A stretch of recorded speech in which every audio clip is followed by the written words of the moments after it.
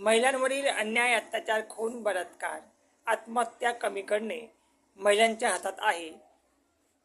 पतीच्या इस्टेटीवर वडिलोपार्जी असो, महिलांचा हक्क असतो. त्याचप्रमाणे आईवडील अथवा वडिलोपार्जी संपत्तीवर महिलांचा, मुलांचा हक्क असतो.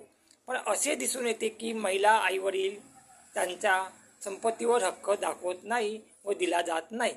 तो हक्क महिलांनी घेतला पाहिजे. त्यामुळे महिलांवर अत्याचार, खून, बलात्कार, आत्महत्या असे गुन्हे होणार नाही, कमी होतील.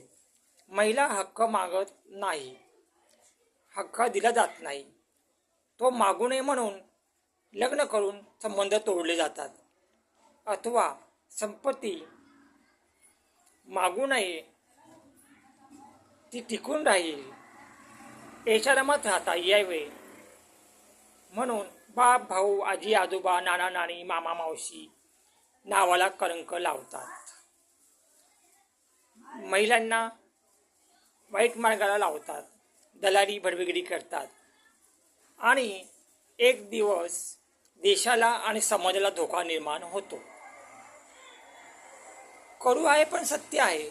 महिलांनी इस्टेट संपत्ती नको असल्यास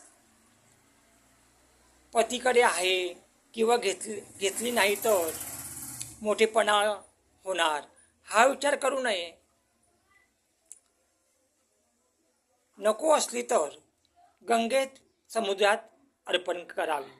संपत्ती नष्ट करावी. संपत्ती ऐशारामात राहता यावे म्हणून पिढ्यानपिढ्या रीतिरिवाज आज देखील सुरू आहेत. नात्यांना कलंक लावला जात आहे. हे आमच्या अनुभवाचे बोल आहे. आमच्यासारखे आम्ही तरी सर्व महिलांनी शक्यतो संपत्ती घेणे गरजेचे आहे. समाजाचा आणि देशाचा विचार करता महिलांनी जर संपत्ती घेतली तर त्यांना स्वावलंबी राहता येईल आणि अनेक पिढ्या बर्बाद होणार नाहीत. आणि त्याचप्रमाणे संपत्ती हडप करण्याच्या चक्करमध्ये किंवा मार्गावर कोणतेही भाऊ, बहीण, मामा, मावशी, आई, वडील, नाना, नानी हे सख्खे असो की सावत्र यांची बुद्धी भ्रष्ट होणार नाहीत आणि हे देशाला आणि समाजाला धोका निर्माण करू शकणार नाही. धन्यवाद.